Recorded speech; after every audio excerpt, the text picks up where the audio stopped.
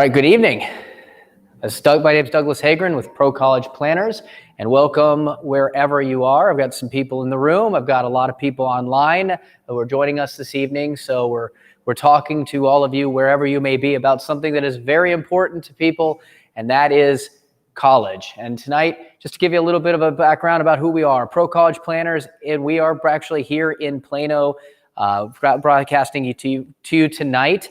We have locations and individuals all over the country. Our main office is in Richardson, Texas. We are at the Schiffelpfennig Library in Plano, and coming to you tonight to go over some very valuable information that we get a lot of questions on. We're going to run through information really fast tonight. We'll maybe have a chance to answer some questions at the end for those of you that are in the room. For those of you that are virtual, feel free to send us some questions or have an opportunity to talk to us afterwards. We're going to give you some ways that you can follow up with any questions that matter to you about this incredibly important topic. So who are we? Well, tonight we're going to talk about something I know is on everybody's mind. People are stressed. They've seen the cost of college rise significantly over the past 20 years and beyond. So for many of you that have gone to college and look at the costs right now, you know what I'm talking about. You are seeing college costs that are far outweigh what the college costs were when many of you went to school, and wondering how are we going to pay for that. So tonight we're going to talk and give you some really important tips, including the 6 key areas that we believe that you can cut the cost to college funding. And then we know that you're stressed. We know that there's a lot of things that are tapping into your resources. There's a lot of things that are taking your money. There's a lot of things you have to pay for today. And yet, all of a sudden, wham, 18 years went by and you've got a child that might be heading to school. So this information is going to be really valuable to those of you who have seniors that are going to be going to college next fall, but it's also going to be really valuable to families that have children who are younger in preparation. And if you give yourself some more time, that's definitely going to help the stress levels. But ultimately, we understand what you're going through. We've been doing this a long time, and we've talked to many, many families through financial planning and other things that we talk about who have expressed how ominous this feels, that how do you get your child into a great school with a great outcome, but not leverage your future, not give away all the money that you need to pay, that you need for yourself, for your family, for your future in order to achieve this. So we know that families consistently feel that college, as expensive it is an investment in your child's future. If you look back to 2008 to 2017, consistently, over 80% of families who responded to surveys indicated that they strongly agree that college is indeed an investment in a child's future. And it can be. If you go back, there's a great book out there, Degrees and Pedigrees. It talks about where the leaders, both in government and in private industry, come from. And significantly, majority went to college somewhere, and it really was a catalyst to their future. As a matter of fact, some people like to talk about Bill Gates or the Steve Jobs of the world that didn't go to finish college. And it's kind of like saying Muggsy Bogues would be the example of what it takes to get in the NBA. And ironically, even Bill Gates and Steve Jobs talk about the influence of what college had on their future. If Bill Gates hadn't attended Harvard, he wouldn't have been exposed to the technology that ultimately led to Microsoft and the creation of that. And Steve Jobs talks about how the college that he went to after he dropped out and he didn't have to take the required classes, the college was known for calligraphy. And because of that, he went back and started taking calligraphy classes that actually ended up exposing him to a lot of the designs that led to the creation of different fonts like sans serif that ended up being the fonts for Apple that ultimately transformed the way we look at computer type today. So incredibly valuable what college can be for the future. And although you're stressed out there, and it may seem that it's overwhelming, and we've seen lots of statistics that show that, you know, in the families and the communities that send more kids to college in the years preceding, we have seen that more and more individuals have actually seen a rise of foreclosures. There's a lot of stress on families financially because of the cost of college, but it does not have to be that way. There's many ways to lower the stress. So what are we going to talk about tonight? Well, we're going to talk about what you feel is the problem, the cost of college being so high, how to reduce the cost of college, and ultimately how to feel better about this entire process. What we are typically don't cover, but we are going to get into it tonight because we've got so many people that are viewing us, is we're actually going to talk about how to pay for college as well. And if you do, in fact, if you do it correctly, you can actually get a full refund on college by figuring out how to pay for it right. There's a process to this, and unfortunately, a lot of times, the way we pay for things is wrong. So we're going to talk about the real problem that's actually causing families more often than not to spend much more than they should for college. Now, let's talk about the college process. And there's essentially 12 areas that have to be assessed when you are putting together a really good college plan. The student has some things they need to be responsible for. They have to understand their college options. Whoops. Sometimes we go live and things happen. There are 2,800 accredited schools in the country out there, and 85% of kids apply to the same 50 schools. Why? Because they know of them. They know of them from lists, but they don't know how many other schools are out there. And in fact, many times, the best school for them may have been a school that they never heard of because they don't know how to do the research. You got to understand those options. You also have to prepare those college applications, which take a lot of work, and you have to gain self-awareness. Who are you and where do you really stand in relation to everybody else? But also, who are you and what are you doing to set yourself up for college? Talk social media for a second. TikTok. There's lots of TikTok games out there trying to get kids to show off and do things online. Listen, be aware of social media and what it means. Colleges are looking at this. Clean up your social media now because that is going to be a representation of who you are. And ultimately get in the right mindset, because over the next 4 to 5 to 6 years, you're going to change from a child to an adult. Now, the parents, you've got to start cracking down on the financial side of it. You need to get your expected family contribution. We're going to talk about that tonight so that you understand what that is and how important it is. You need to apply for financial aid, all the financial aid that you can get, and we're going to talk about that as well. But first, before you do any college planning, you have to assess your retirement readiness. How can you take what is the equivalent of a cost of a house and pay for that if you don't know if you have done enough for your own financial future? There is no loans for retirement. There is loans for college. So you have to have a self-awareness of your financial situation. Even if you can't afford it, what impact does this cost of college pay? And it's going to depend on how you pay for it. And of course, you need to calculate the cash flow for college within that budgeting, what it's actually going to cost you the right way.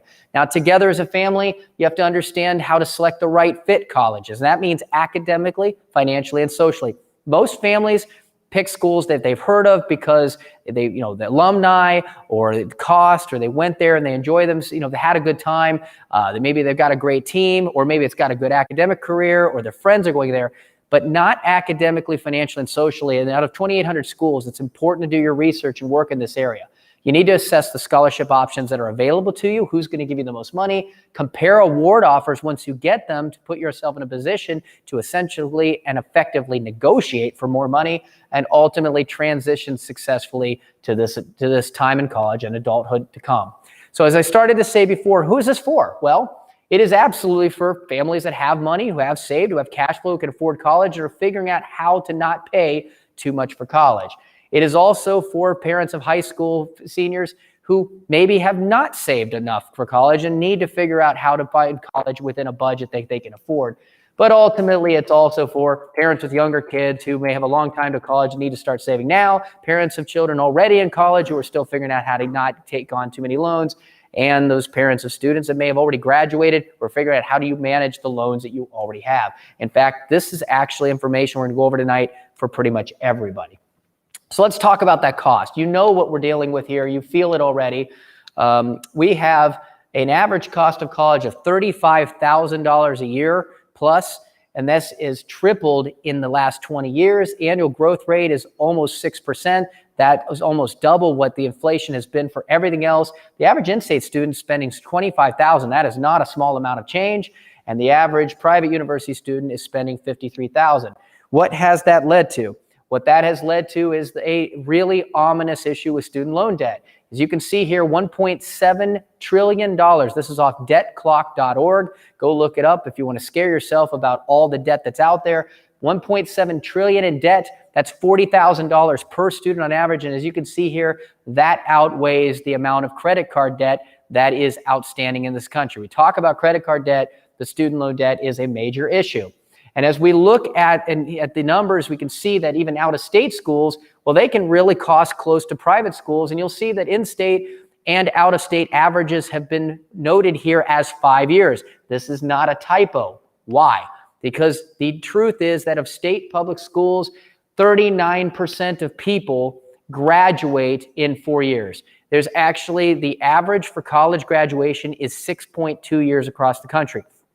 This is important to note because if you are planning to budget for college and you haven't planned that there could be extra years, the reality is those any extra years, especially if there's 2 of them, could cost you more than the first 4 because financial aid, it's generally only good for the first 4 years. So if your children end up in a college where they've got headwinds that will not help them graduate on time, this could be a significant problem for your budget and your future. So you need to be aware what college the average is. And these, by the way, these numbers are the prices that most families are paying after receiving financial aid. So here's the thing, with proper planning, you can absolutely get the cost similar between private schools, out-of-state schools, and public schools.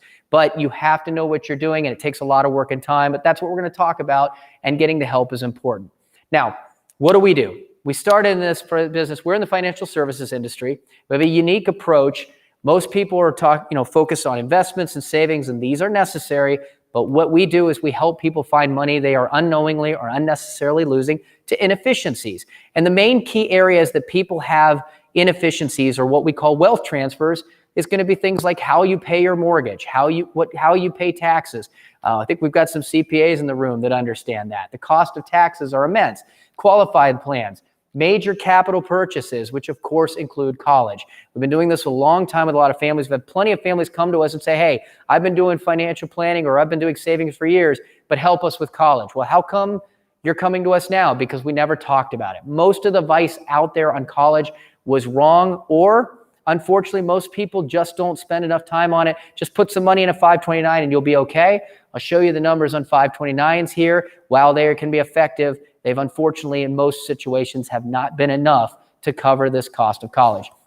Everybody's different. Every situation's different. And we want to spend the time and understand everybody's unique situation so that they ultimately have a plan that works for them.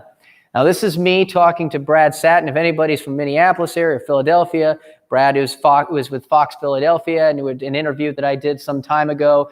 This is my partner, Craig, and some quotes in CNBC. Why do I put these up here? Just to show some legitimacy, some things that we've done. Obviously, we've been asked for our advice over the years, but we don't want to spend a lot of time on us because this is about college and you. So we're going to learn how to cut the cost of college tonight so you don't have to pay full price, published by the school, and the basic principles on how to finance. And most people, they believe finance is one definition. We're going to help to correct that tonight. One thing I always say to clients is, if what you think you knew turned out to be untrue, when would you want to know? Hopefully that's now, because the definition of finance, unfortunately, isn't always what people think. So now, let's start the first part of this, where we're going to get into those 6 key areas that you see up here, and we're going to go through them one by one, starting with, you need to understand the realities of college pricing. Here's a plane. I flew down yesterday. I'm from Minneapolis. I flew down yesterday to Texas on a plane. Amazingly, I got a first class ticket for, I think, $90 because, nobody's flying right now. If you can get a deal like that, you got to jump on it. Now, I may not have been the only one on that plane paying $90, but I possibly could have been the only one on that plane paying $90. I might have been paying less than the people in the back, because that's the reality of airline pricing. Everybody pays a different price. But at least on an airline, you might get first class. You might get more leg room. You might just not be able to have to sit next to the stink of the bathroom. College is exactly the same. Everybody's paying a different price. The problem with college is you don't get anything more. People think if I pay more, I'll get more. You don't get smaller class sizes. You don't get more time with professors. You don't get involvement in projects and better organizations and a better outcome. There is no return on investment whatsoever for paying more for college. So because it's like airline pricing, it is critical that you understand the realities and get your price down to what is fair and equitable with everybody else. And I know this personally because I knew lots of people that paid less for college than my family did, but for no particular reason whatsoever, then they found where the money was that could have been there as well. So this is one of the motivating factors on why I consider this to be so important.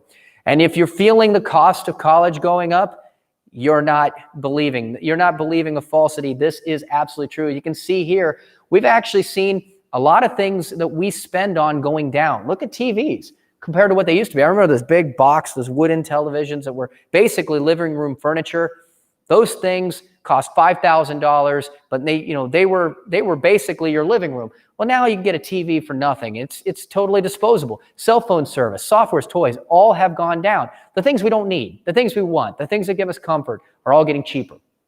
But look at food, beverage, housing, healthcare, childcare, and of course at the top, textbooks and college costs and tuition have gone up. They are absolutely what you feel. They've gone up significantly. And let's talk about those realities of what you have to know for self-awareness. Really, when it comes to college, the first way you're going to find that you're going to get money and discounts is based on where you rank with incoming freshmen coming into that school. If you want to go to an elite school, but you don't match the academics to be in the top 25 or the second 25%, look what happens here. If your family can pay, they welcome you. Pay full price, you're absolutely going to get in. Maybe some merit aid if you're in that third 25%, but most likely full price. If you can't afford to pay the college, or at least a significant portion of it, look at that. Gapped. They want families who can pay if they're going to get in at that. They don't want you to come in and at the bottom and then get all sorts of discounts. However, if you're in that top 25 or second 25%, and you can't afford college, there's going to likely be grant money for you. And the higher you are, the more significant grant money. And if you can't afford it, there's going to be merit money. So again, understanding the awareness of who you are, understand that it is not your class that you're graduating with from high school, but making sure you're looking at schools where you're going to be in that top 50% and ideally the top 25% of the incoming class is going to be significantly important to finding where they're going to give you money. And because of this, it is also important to note that most colleges are actually on sale. And it may not sound like that because the news loves to tout the rising prices, and we've talked about that. But the realities are there is lots of money out there for you if you know what to do. 58% of students at public schools do not pay full price, and a whopping 88% of students at private schools are getting some sort of a discount. And you can see what that means, because if you're just picking schools like a lot of families do, I talk to families all the time, well, how did you come up with that list of schools? Well, because they were cheaper. What do you mean cheaper? Well, you looked at them. They were in state. They got us lower tuition. Well, how about have you looked at any private schools? No, because they're more expensive. Here's the reality of it. The tuition price you see is not the price you're going to pay. But a lot of people avoid great schools thinking only because of that price tag. And it's absolutely a problem because we're the only country that doesn't know how to negotiate. If you go to Target, you see the price tag, you buy it. You go to any other country, if I got some foreign nationals listening, you know what I'm talking about. Whatever they say the price is, that's the starting point for the conversation. That's how it works with college. So if we've got an average discount of 56% across the board on colleges, you can see here that what that would mean is in this scenario, $25,000 discount, the real price of a $45,000 school you might have ignored, it's actually only $19,000. But you have to know how the game works. And I think the biggest thing to take away here is that 56% discount, it means that this is not just the A students getting it. Even C students, B students, everybody, in fact, is getting some sort of a discount for college. You just need to know how to go about it the right way. It is absolutely a buyer's market. And why is it a buyer's market? Because other than the elite schools that spend tons of money and play a game, if you look at U.S. News and World Report and a lot of these rankings, they're absolutely egregious, the misinformation they give. They are the schools that are constantly at the top because they play the game. They reject more people on purpose to look more elite. And the reality of the fact is most schools can't play that way.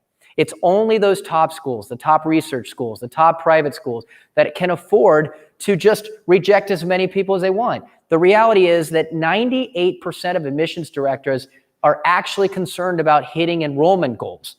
And if they're concerned about hitting enrollment goals, every empty seat in that school is a cost to that school they can't afford. So therefore, yes, if you're applying to the same 50 schools that 85% of people are, you're probably not going to see a lot of money. But there are a ton of schools out there that are desperate to get great kids, that are fantastic institutions, that will also give discounts and money to make sure that you come there.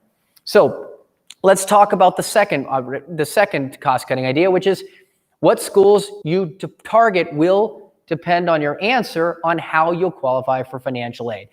Coming back to that expected family contribution, I always try to slow this one down. Expected family contribution, expected family contribution. I repeat myself, and you're also going to hear the word EFC, because as many times as we say it, a lot of people are confused by it. What is the EFC? Well, it's actually a number of different formulas, but the EFC is a number that schools think that you should pay based on your financial situation before they will help with any aid based on your financial situation. So there's actually two main formulas. The first main formula is called FAFSA. Most of you have heard of that. It's the federal application, or the free application for federal student aid. And this is the most prominent that almost every school starts with. The second main formula is called the CSS profile. And there's about 200 schools in the country, mostly private. There are a couple public schools like Michigan and Virginia that use the CSS profile. It asks for a lot more information. And the impact of this is, if we were to take a look at a typical middle-class family, well, you can see here that their EFC would be pretty much the same between the two different formulas, about $2,500 that they would be expected to pay before they get aid. Now, a higher income family that has more income but also more assets is going to see that their EFC is going to be significantly larger, but also quite potentially different between the two formulas because they count different things. So you have to understand the school you're applying to, what formula they are going to be relying on to determine how much you'll need to pay. And a family that has an EFC of $35,000, that's a lot of money to come out of pocket. They are probably going to want to be concentrating on either less expensive public schools or schools that give generous merit aid. Now, here's a thing that's current, but possibly changing. Congress loves to they make the rules, they love to change them, currently slated to change. But a lot of people are concerned about having two kids in college. I mean, how do you afford to pay the tuition on multiple kids at once? It's actually not been as ominous as people think, because that EFC that we talked about actually gets cut in half. If you have two children in school on FAFSA, it gets cut by 50%. On a profile school, it gets cut by 40%. What that means is if we look at a family that might have to come out of pocket $35,000 and not get any aid at a school with one child in, may actually then qualify for financial aid with two. So the financial aid game doesn't stop once you get a child in college, it continues. And if you can see, what this really means is whatever your EFC is, if it is lower than the price of the school, the cost of attendance, then you're going to get some demonstrated need. In this example, though, the EFC was higher, no demonstrated need, no need-based aid offered by that school. This second example, the EFC is lower than the cost of attendance, and because of that, the demonstrated need does mean that a school will give something. But every school is different. There's only about 6 dozen schools that give 100% of the difference, so it would give $23,000 in aid. Most schools give a lot less. Some schools give as little as 30%. So you need to know what a school offers. But even so, with an EFC of $35,000, a school with generous merit aid would be a better place to look, given how much they have to come out of pocket. So again, in summary, small family contribution, you're going to look at schools that provide generous need-based aid as well as in-state public schools, and large family contribution, make sure you're finding schools that are generous with merit aid that is tied to academic achievement and talents and other skills, not just financial. The third cost-cutting idea, the use of net price calculators. Well, what is that? This goes back to that price tag example in the beginning. How do you know what a school really costs? A net price calculator is going to tell you what you're truly going to pay after the free money from scholarships and grants is given to you. You need to do your work on this, and it's easy to find. You can Google and type in the name of the school and net price calculator, and you will find where it is on the school sites. However, you got to do your research because they bury them a lot. Even the schools, even when you search, they can be hard to find. They can be a little bit technical, but ideally, this is going to tell you truly what's going to be the cost to you. But you also have to understand there's some trickery here. Schools, unfortunately, don't always use the right formula. They are required by law to use a formula, and many schools out there use the formula for their net price calculator that's based off the federal calculator template. If it does, it's going to give you completely erroneous information. It won't count the free money that you get from scholarships. It does not ask more than a handful of questions. It does not use your tax returns, which is actually a significant area where much of the formula is calculated. So if you get on a net price calculator and it's only asking a couple questions, then you probably have a federal calculator, and just stop there. By the way, this is an area where a lot of clients come to us and say, hey, can you help us calculate our EFC? Can you help us calculate what the cost of attendance is going to be and use our net price calculators? Because we do have these available for families and we know how to use them. Mistakes are common. Matter of fact, the Department of Education says 9 out of 10 FAFSAs that are filed have mistakes.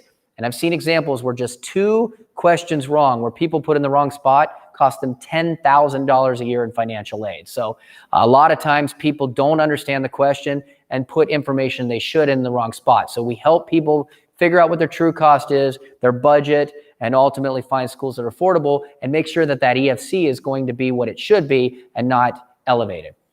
The fourth cost-cutting idea. What are the main sources of money that are out there? Well, there's essentially 4. You have main sources. You have the federal government, colleges themselves, private scholarships, and state governments. Federal government is by far and away the most, and we'll start with that. The federal government tends to give most of its money through need-based grant programs, the number one being the Pell Grant program.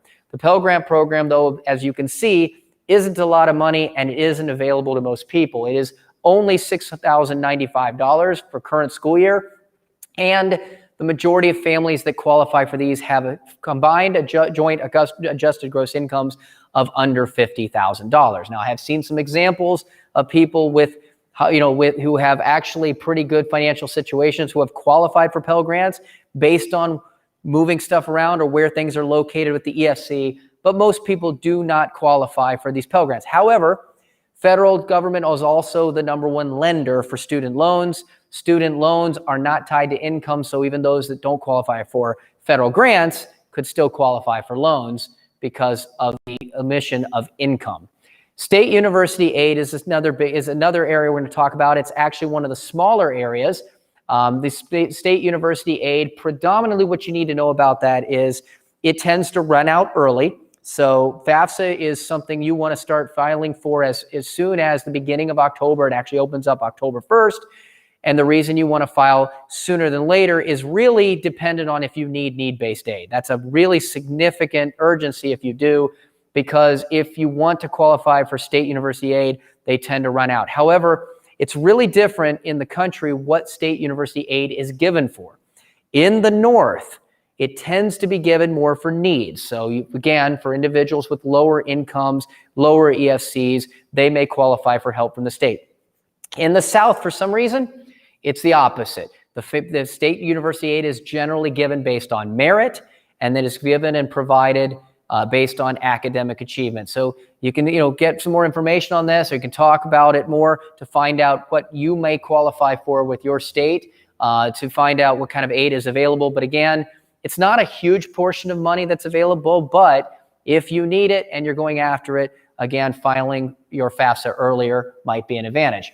Now, a lot of people talk to me about private scholarships. They want to get all this free money that's out there, but I will tell you, this is a lot of work with very little reward, and it is not necessarily something I'm saying avoid, but most people go around the wrong way. If you go out to the major scholarship search engines out there, these are scholarships that everybody sees. And you can imagine, because everybody sees it, they get an inordinate amount of applications. If you were to take a look at the Coca-Cola scholarship, the Coca-Cola scholarship is 25 times harder to win than getting into Stanford in the first place. So we generally don't recommend looking for scholarships through general scholarship searches. What we do recommend is, we're broadcasting from a library tonight. Check your local libraries, check your local school, check local jobs, check your local paper. Those are not going to be published. They're going to have a lot less applicants, and that's going to give you an advantage. Another advantage is that oftentimes you will find that students don't like to do essays, and a lot of scholarships require essays. So if you see a scholarship that requires an essay, that is probably one that if you're willing to do the work, you have a better chance of winning, especially if it's a local one. I've seen many cases where there's been only one applicant, and that's guaranteed money. But here's another catch. It's a trap you need to be aware of. A lot of families are trying, saying, I need money, I can't afford school, I'm going to get a private scholarship. Problem is that when calculating need-based aid, schools on FAFSA and the profile look at all sources of income or outside money, and they count private scholarships towards that. So if you win a private scholarship, it may reduce the amount of need-based money you get from a school. So you need to check with your school before you go after these, because if you are getting a need-based scholarship, you don't want to see that be affected by money that you earn from a scholarship. And the irony is that affects those that need it the most, because those that get merit scholarships that are not tied to need, doesn't matter where money's come from, they don't have to worry about that. But at least financially, they typically need it the least. So unfortunately, it hurts those that need it the most. Another great place to look is CAPEX.com, C-A-P-P-E-X. CAPEX.com does a lot of vocational scholarships, institutional scholarships. You can see here awards for Eagle Scout or National Merit or Science or even philosophy. There's an incredible amount of scholarships. And the great thing about scholarships from CAPEX.com, many of them are not competitive. They are not scholarships you have to actually win. They are automatic if you qualify. So definitely check capex.com because if there's a fit there and you qualify, there may be easy access to free money. So we've talked about institutional merit and financial aid. Well, here's the thing. One side there's need-based aid, the other side there's merit-based aid. The best colleges for need-based aid in the country are going to be a lot of the colleges with the highest ranking. There is only, as I mentioned, about 6 dozen colleges that give 100% need-based aid. And if you know anything about the colleges on this list, you also recognize that they are absolutely some of the hardest schools to get in the first place. Because they are so hard to get in, because they are so competitive, they for the most part, don't give any merit aid. They have too many people willing to pay full price. We've seen the scandals. We know the people that are willing to just drop millions of dollars to get their kid that bumper sticker. So when it comes to these types of schools, if you can get in and qualify for need-based aid, consider yourself having hit the academic lottery. Because if you can get in and don't qualify for need-based aid, you're probably going to end up paying full price. So what is one of the key things? And I stress this, and most families, they just don't feel like doing what they need with this, because again, they kind of get this emotional attachment to a school. They know the school. Maybe it's got, maybe they're alumni, whatever it may be. But I highly, highly recommend, if you're really concerned about getting the cost down and finding a great school, cast a wider net. The reason that 85% of kids go to the same 50 schools is either the rankings list or it's ultimately the big research schools that they know of that are close by. Those big research schools, unfortunately, don't actually care about your undergraduate student from an academic standpoint. Their number one priority is developing and selling research. Their number 2 priority is teaching graduates. So we really recommend a lot of those research schools for graduate school. But for undergraduate, anybody here heard of a teaching assistant? Of course. You hear about the big classroom size, 150 kids taught by another student. That's because the professors, I've actually experienced this, can get reprimanded for spending too much time with the undergrads. One of my professors was actually scolded at a major research school because he was seen talking to a student on the quad, because he was told that was time taken away from being able to do research.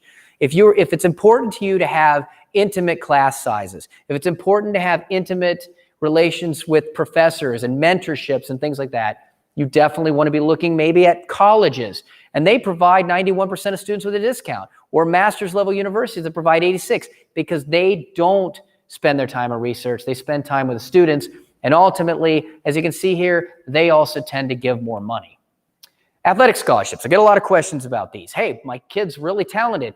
Hopefully they're going to get a scholarship. Well, the reality of it is this is one of the smallest pools of money out there. Very little money is available. As you can see here, men's football, which has 1 million players in Division I, unfortunately, only 10,000 get scholarships. That's 2.4%. Women's track, 600,000 running, 5,800 scholarships, less than 2%. Okay, this is from scholarshipstats.com where you can get more information. Now, jocks do have a greater chance of admission. So sports are very powerful. You can see here at Ivy League, if they qualify academically and can play, boy, Stanford was a great, it's not Ivy League, but what a great school for a lot of sports. And even at the Ivy Leagues, again, it can help you get in. But you also have to understand it's not necessarily going to provide a lot of money. There's only a handful. As a matter of fact, you can see here 6 what we call head count sports. A head count sport is going to give a full ride scholarship or nothing. Okay, so that's going to be football, men's, women's basketball, women's volleyball, women's golf, or women's tennis. That's it. Any other sport out there is called an equivalency sport, and they will give you a prorated amount of scholarship money, but it generally doesn't work out to be a whole heck of a lot. So again, if you're thinking your kid's going to get a full ride for sports, it's only going to be those 6 areas, but even then, the statistics are very, very low that's going to happen. If you can get some scholarship money, great, but don't bank on it. Now, the 5th cost-cutting idea, you need to research the generosity of colleges. What do I mean by that? Well, we talked about need versus merit. Here's an example of Yale, an excellent need-based school, one of those 6 dozen 100% need-based schools. But look down here on the bottom right, the average non-need-based aid has 2 dashes. Why? Nobody knows. They really don't give anything. As I said, you're probably going to pay full price there if you can afford it. But why don't we take a look at another school, NYU? NYU is a notoriously stingy school. I've seen so many families get into financial trouble sending their kid to NYU because they only give about 50% of need-based aid. That's about half off their cost. And ultimately, the average non-need-based aid is only $7,000. So for a school that costs, basically $35,000, first-year financial aid package, but ultimately, when you look at a school that's costing $70,000, $80,000, that's not moving the needle much. So again, this is not a school that you're going to probably expect to get much benefit. Most people are going to pay full price. Now, here's a college, Hendrix College, 90% of need met, plus an average non-need met of $27,000. So at a school like this, you could be looking at maybe if they stack a $50,000, $60,000 discount off the price of college. Why is that? Well, Hendrix is located in Arkansas. If you tell your child, hey, you want to look at Arkansas, a lot of kids say, no, I'm not interested. What's that? I've never heard of it. They have to work harder to get families to look at them. They're not one of the elite schools, but from a marketing standpoint, but they're a great school. They have a tremendous track record. And because of their situation and their awareness, they have to give more money. So again, if you cast that wider net, you can find incredible schools out there that will give tons of money. But you have to know where to look, and you have to be willing to look outside the box of the same schools everybody else is. Let's talk about a 6th cost-cutting idea. 4-year graduation rates. I talked about it in the beginning. Let's talk about it again. So one of the things I do not like about the U.S. News and World Reports list, besides the fact that they manipulate almost everything, is their graduation rates. Most people don't know that when they see a graduation rates information on it, they are using the 6-year graduation rates, not 4. Couldn't be more misleading. Well, ultimately, if you take a look at Princeton would tell you they graduate 96.9% of people on time. Well, that's actually 6 years. Interestingly enough, 13% of their students don't graduate within 4 years. That's still pretty good. Take a look at San Diego State University. They would tell you they graduate 66% of their students on time. The reality is that's over 6 years. They graduate 32% of their students in 4. 4-year colleges are incredibly important to not only jumpstart them to their future, but also keep your college budget on track. Be aware of those graduation rates. I hear it. That won't be my kid. These statistics are built on the backs of families that say that won't be my kid. Some schools, there just really isn't a system or a process in place to even graduate them in time. Used to be a running joke at one of the schools near me growing up. You go there, you knew it was going to be 6 years. That's just how it worked. And you can see here a lot of times, as we mentioned before, the public schools tend to be worse at this. On this list, University of Arizona, where my partner went to school, graduates an incredible 40% of people on time. You can see a lot of the private schools. It's a little dark here, but Harvard is at 87%, Notre Dame 90%.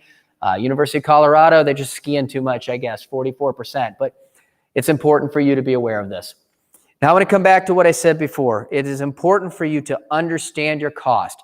It's important for you to understand what it is they're going to expect it for you to come out of pocket. And because of that, and because of the mistakes that the Department of Education says that virtually all of you are going to make, we offer an opportunity to get your EFC, to talk to you, to go through this number, to make sure that the stuff is in the right spots so that you can get the right number assigned that will begin the process of colleges giving you money. What's the second part? Get those net prices. As I said, they're very hard to find. The calculators can be misleading. So only once you understand your EFC and only once you understand what the scholarships and grants could be, can you really begin to make these budgeting decisions? And by the way, it's important to get the EFC calculations as early as freshman year. Why not? If you're going to get into this, you want to know these numbers before the colleges tell you what they are and they get locked in. Now, as for cost of attendance and net price calculators, you want to build on those because you're probably going to want to look at those more as you get into junior and senior year, because net price calculators can tell you what money could be available based on demographics, based on race, based on gender, based on a lot of different things. It's important to be able to search that, but it's still tied a lot to things like GPA and test scores. Of course, are not going to be available as early as freshman year. So these are going to be much more accurate as you get into junior and senior year. And again, we can help. All right. So we talked about the first part. You know, everybody, if anybody here has seen the Titanic, what is it about the Titanic? They hit an iceberg. If you know anything about an iceberg, what is the worst part of the iceberg? The biggest part of the iceberg is not what you see above the water. The biggest part of the iceberg is underwater. That's actually what ripped the side of the Titanic's hull. What we see above the water is the cost of college, the scholarships, the price and the discounts and grants. What you see above the water is you know that it's too expensive. You know you've got to get it down. But as we said, we can only get it down so much. The average cost of college out there for public school is still 25 grand. Yes, there are examples of people paying much less. Yes, there are people getting full rides, but we have to be aware of the realities. The bigger part is, how do we pay for college?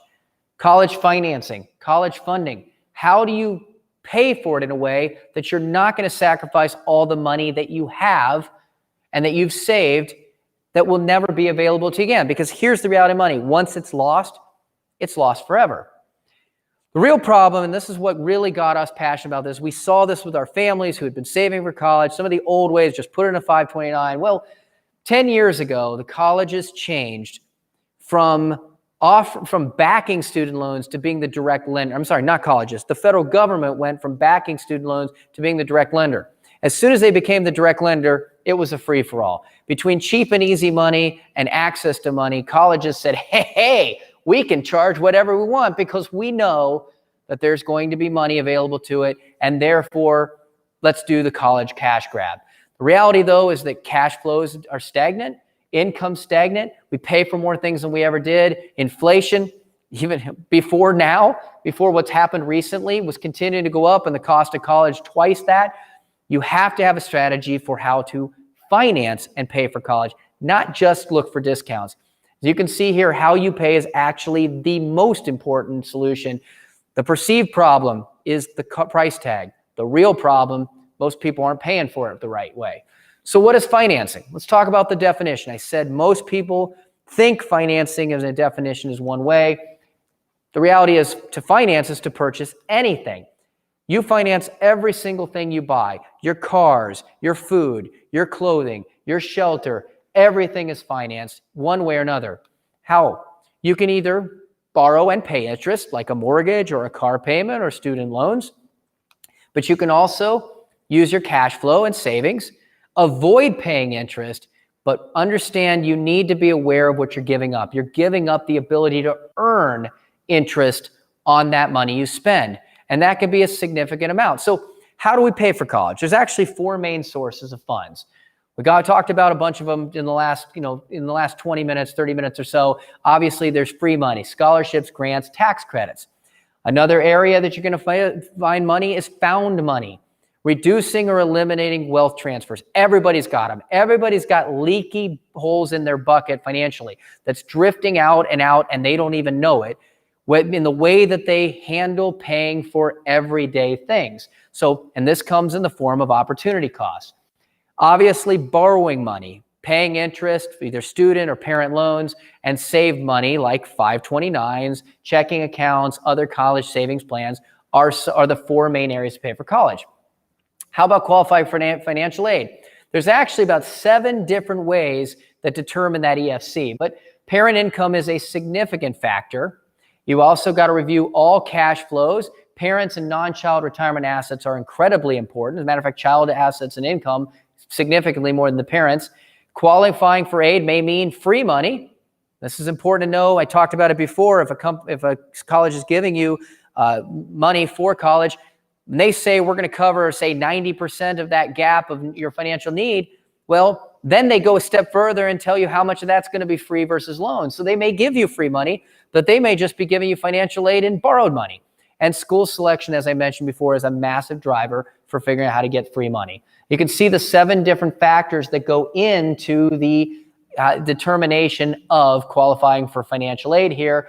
Again, you know the income and assets, but the number of people in a household, the parents' age, these matter as well, as I've mentioned before. So does the number of students in college. The key here is you want to review cash flows as early as possible. You want to borrow early to secure the best financing deals, and use extreme caution when you're draining any lifestyle account, because once that money's spent, you can't get it back. So before you make any college plans, you need to know how much it will cost. You also need to know what the impact that expense will have on the rest of your goals. College planning is a retirement planning conversation. It is a cash flow conversation. You have to understand if your money is going to be needed for retirement. Can you afford to spend it, or do you need it for yourself? How about other children's education you're planning for, or just your lifestyle to live?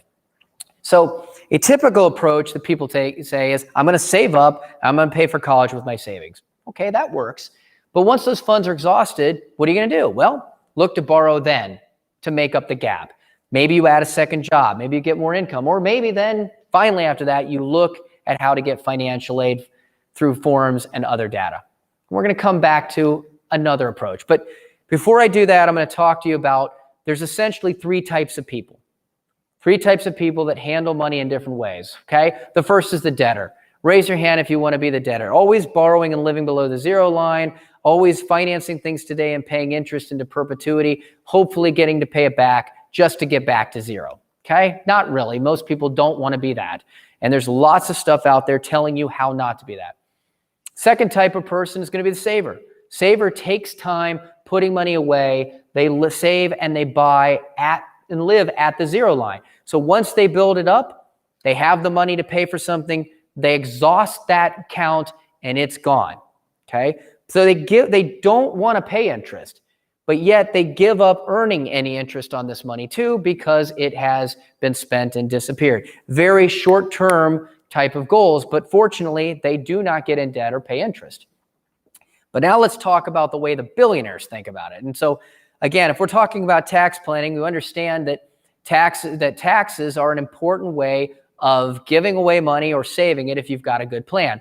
And a couple of years ago, an article came out about how billionaires don't pay any taxes. I mean, if you look at the numbers here, you're going to wonder what Elon Musk is doing wrong, because his tax rate is much higher than the other 3 examples on here.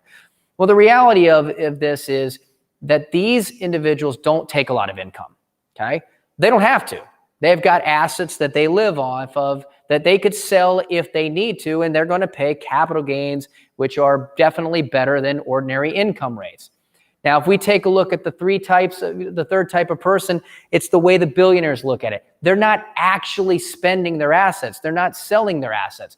They realize, look, if it's growing, if Bezos says my stock is growing at 10% a year, why am I going to sell that? They are actually using money that's out there, other people's money that's out there, to allow their money to continue to grow at a better value than it's going to cost them to use somebody else's money. So let's take college, for example. If you've got $30,000 to pay for 1 year of college, you can see that it's going to cost you $30,000. And if you spend that money, look what could happen if that $30,000 stuck around. At 6% return over 20 years, that $30,000 could actually grow to $100,000. That's $69,000 in potential growth from the interest that could be accumulated off that 30. So if you can borrow at 5%, you've got a cost. And the cost to borrow 5%, Well, that's $17,000 in interest. But over that same 20-year time period, look at the difference. You may have paid $17,000 in interest, but you made $70,000 in interest that more than paid for the cost of college for that 1 year. If we were to take this for a 4-year time frame, you would see that the significant difference compounds to $300,000 in interest that you could earn on that $130,000 for 4 years of college versus borrowing it and only paying $75,000. That is about $200,000 difference, and ultimately that is back in your pocket. And what we call this is a retirement scholarship refund. It's understanding that your money can work hard. If it works harder than it costs you, that it can ultimately pay you more than the cost. This isn't for everybody. You have to be able to save for today and the future. But if you're going to save that money anyway, how do you make that money work better for you? There's lots of tanks you can save in. You want to be able to have competitive return. Safety is good. Liquidity, use, and control. That's what this is all about. Keeping the money so that it's there. And you can see here lots of different benefits that come from different sources. You can 529 plans, Coverdell's, prepaid stock accounts. Any of these can be useful to allow your money to continue to grow into the long term, allowing you the control of when and how you're going to spend it. And if you're making more money than the cost, your future wealth that is going to continue to remain. And if I go back to those numbers, you can see that the person on the top end that saved it is going to have $430,000 more for their future than if they spent that $130,000 today and it was gone forever. Okay. 529s, we talked about them. The average savings of 529s is $10,000. That's not enough to pay for college. And ultimately, they count against you for financial aid. They're counted against you even if you get it from grandparents. They must be used on qualified tuition expenses, which means if you try to use that money for anything else, it's locked away and you get taxes and penalties. You're required to spend it. What is this conversation about? It's about Einstein's greatest theory, what he believed the most powerful force in the universe is compounding interest. It's actually uninterrupted compounding interest. Your money continues to grow, what it can do for you. 529s aren't bad. They do have benefits. It's tax-free money for college, but ultimately you're putting your money away for one thing, and when you need to use it and exhaust it, you will kill that compounding interest. So it may not be the best thing for you because that money will never be available for your future. So how do we think you should do it differently? I told you the typical approach. The actual approach we believe is ABC. Apply for financial aid first. See what you can get. Get those discounts above the water of the iceberg. Number 2, be cash flow efficient. Start this earlier. No, it's going to be one of the most expensive times in your life. Figure out where the wealth transfers were. If you can plug some leaky holes and not affect your lifestyle and find more money that you didn't even know you're losing, you just paid for college. Credit opportunities. Understand where you can borrow money early. Doesn't mean you have to, but know where money sources could come from, because the last thing you want to do is deplete your assets. You don't want to get through college and have nothing left for you, just like everything else that you do. Most people pay for things wrong. So the key takeaways, you finance everything you're going to do anyway, and the interest you pay or interest you earn that you lose. If you can leverage someone else's money, if you can be your own bank, you should do that. Ultimately, the most important thing here is liquidity, use, and control. And some of these traditional recommended ways to pay for college are actually costing you more than you're gaining.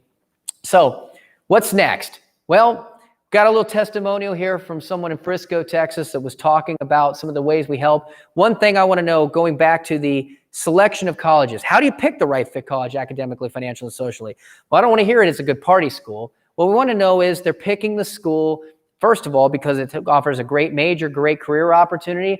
Number 2, they're providing them support. They're providing them help. If any of you want to Google something, Google Gallup and Google the survey for about what the time in college matters. And I've actually got this up, we can send you some information on this too, but ultimately what the experience they get in college through support, et cetera, matters. So again, if they're going to get support from professors, they want to go there because they know they're going to be in organizations. That's important. But the last one is, and they gave us lots of money. And you can see here for this family, that is $27,000 of free money that they got. That's an incredible reason to pick that school above and beyond. There's some benefits for business owners that make more than $180,000. There's some things that you can do with tuitions and scholarships that's good to talk about as well.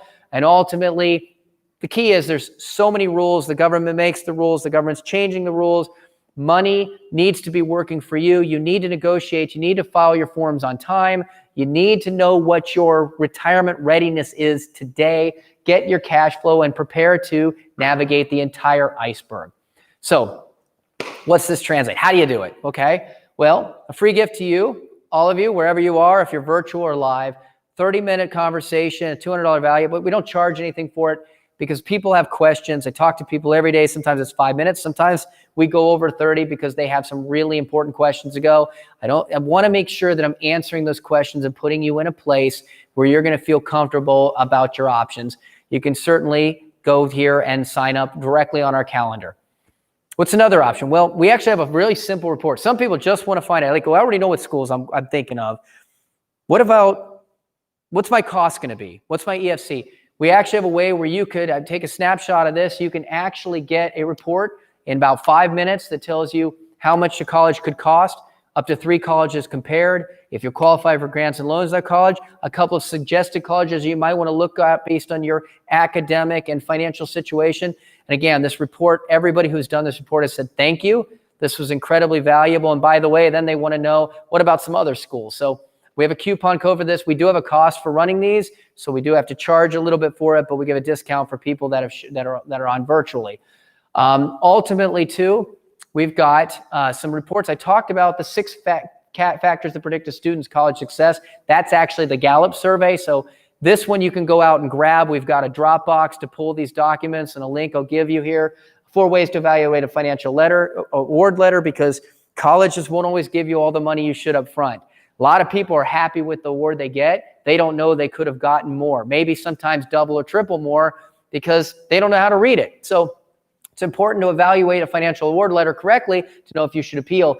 And we talked about scholarships. We talked about essays. So essays not only get you into college, they also get you scholarships. So how do you craft an essay that'll delight an admissions officer? We've got some information on that too. So basically, we're talking about over $1,000 in value here for those items. But as we said, the only cost is if you want to do that report, because we have a cost. Otherwise, everything we've talked about here is free. The key here is we believe in this. We want to help.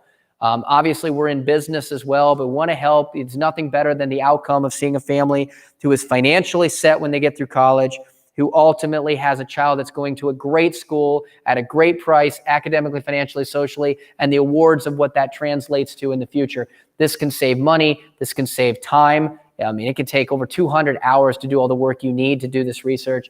But ultimately, my favorite thing I love to hear is when a family says, I have peace of mind. I know we did enough. I know we found the money. I know my child is happy. That right there is one of the most critical pieces of doing this right. So with that, we're going to leave this page up here for anybody to grab. Again, the College Money Report on the left, the free stuff I talked about, all those reports, that's on the right. You can use this link. And if you want to schedule a time with us, the 30-minute talk is on there as well. I appreciate you joining us for wherever you may be. I know we started a little late, ran a few minutes over here, but I think we did pretty well on the hour with the amount of information that we have. I know I went fast. I know that it's probably hard to retain it. You'll get a copy of the recording. But again, that's another reason I encourage you to have a conversation with us, because everybody's situation's different. Nothing I've talked about tonight is good for everybody, but pieces of it are good for everybody. So before we get into those conversations, we have to be able to have a conversation with you about your unique situation. So if we can help you, if this information has helped you, if we can have a conversation, help you further, then we look forward to do that. And that's what we love about what we do every day. So wherever you are, thank you very much and have a wonderful evening. Thanks for joining us.